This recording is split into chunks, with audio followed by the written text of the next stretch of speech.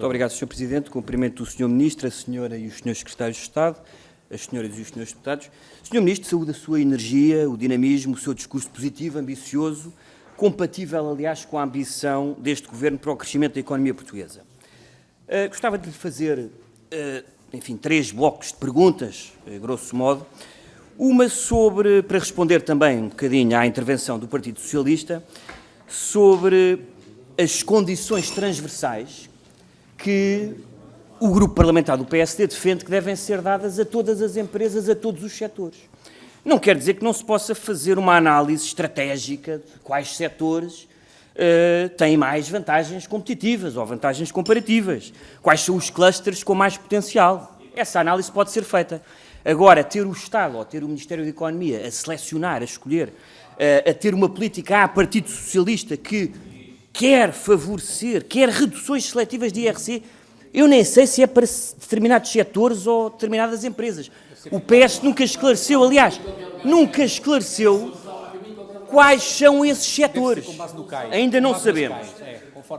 Se é por CAI, se é quando os salários crescem mais, se é quando o leque salarial não aumenta, enfim, todo este absurdo tributário criado pelo Partido Socialista, que continua e cuja filosofia continua a introduzir no debate político, deve ser combatido, e eu julgo que o Governo não tem qualquer semelhança, qualquer paralelo com esta atitude, que foge exatamente desta política transversal de tornar o investimento favorável para qualquer setor. Mas, concretamente, Sr. Ministro, eu pergunto-lhe se podemos continuar a contar com o Governo para que a dimensão das empresas não seja um entrave, ou não tenha entraves regulamentares, fiscais, etc., para que elas ganhem escala. O Sr. Ministro, aliás, referiu que este problema é reconhecido pelos seus congéneres europeus. Isto é um problema europeu, até no desenho dos incentivos em termos de fundos europeus. Mas pergunto-lhe se há esta sensibilização para a necessidade de retirar a dimensão das empresas o mais possível como critério de atribuição de fundos ou de benefícios fiscais, etc.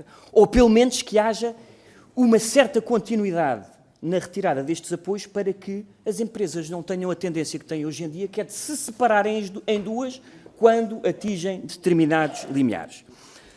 Depois, Sr. Ministro, gostava de referir que, enfim, é do conhecimento, já foi citado em várias intervenções do Sr. Ministro e também do Sr. Ministro Adjunto e da Coesão Territorial, que há reuniões regulares que o Governo promove com o Sr. Ministro, o Sr. Ministro Adjunto, e com várias secretarias de Estado, com vários institutos públicos, direções gerais, para desbloquear investimentos, para desbloquear projetos específicos, para pôr o Estado, a administração, a falar a uma só voz, numa única ocasião, contrastando com o delírio burocrático em que o próprio Governo anterior se enredou.